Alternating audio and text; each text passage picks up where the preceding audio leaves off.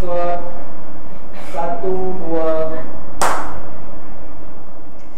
Okey murid-murid, seterusnya aktiviti seterusnya ialah aktiviti membaca dan juga menyenaraikan sekurang-kurangnya 3 perkataan mengikut kategori kata terbitan. Okey, 3 perkataan sama ada kategori kata terbitan awalan, kata terbitan apitan dan juga kata terbitan akhiran menggunakan bentuk peta pemikiran.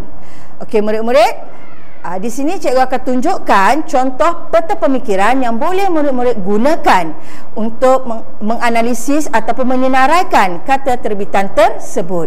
Yang pertama, kita ada peta titi, peta buih berganda, peta dakap, peta alir, peta bulatan, peta pokok dan juga peta alir. Okey, seterusnya, ini adalah contoh peta buih yang murid-murid boleh hasilkan daripada perkataan yang terdapat di dalam petikan. Kita lihat kata terbitan yang pertama, kata terbitan awalan. Perkataannya tersebut, berkualiti dan dimasak. 3 perkataan ini diambil daripada petikan di dalam buku teks. Kemudian kata terbitan berimbuhan apitan. Contohnya memastikan, iaitu menerima imbuhan awalan me dan imbuhan akhiran kan, maka membentuk perkataan memastikan. Yang kedua ialah mengeluarkan dan yang ketiga pertubuhan. Seterusnya kata terbitan berimbuhan akhiran. Kata terbitan berimbuhan akhiran ini contohnya simpanan, masukkan dan juga makanan. Tahniah cikgu ucapkan kepada murid-murid yang telah berjaya menganalisis petikan dan menyenaraikan kata terbitan dengan betul.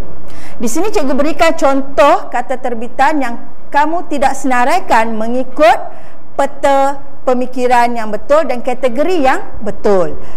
Walaupun perkataan-perkataan ini terdiri daripada kata terbitan tetapi dicampurkan ataupun digabungkan.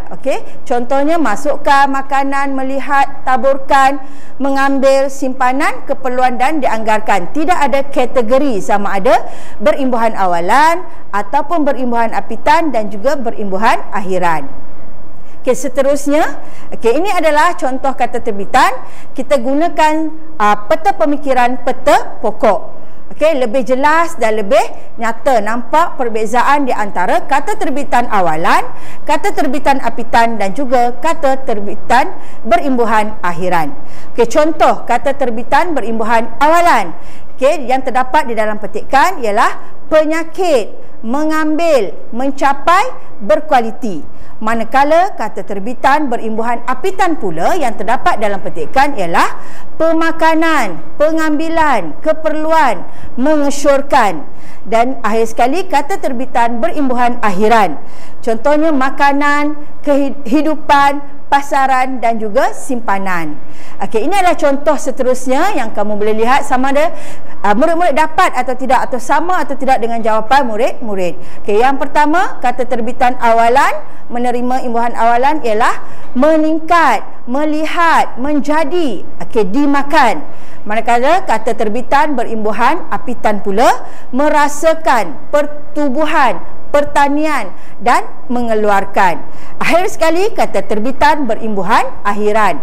Pastikan, campurkan dan juga masukkan. Tahniah dan syabas cikgu ucapkan kepada murid-murid yang telah menyiapkan latihan ini.